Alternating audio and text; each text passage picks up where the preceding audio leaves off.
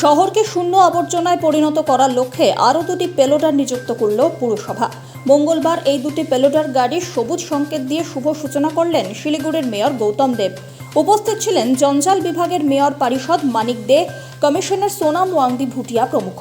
পরিশেষে মেয়র জানিয়েছেন, শহরকে শূন্য আবর্জনায় পরিণত করাই তাঁদের লক্ষ্য।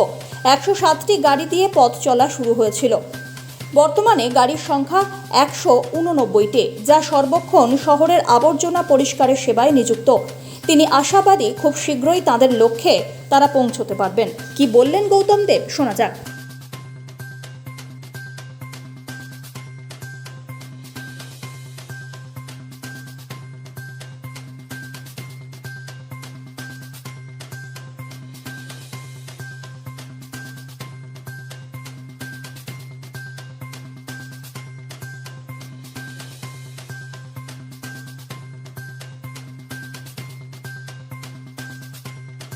আমরা প্রচুর পরিমাণে এগুলো আমরা ওয়ার্ডে ওয়ার্ডে দেব।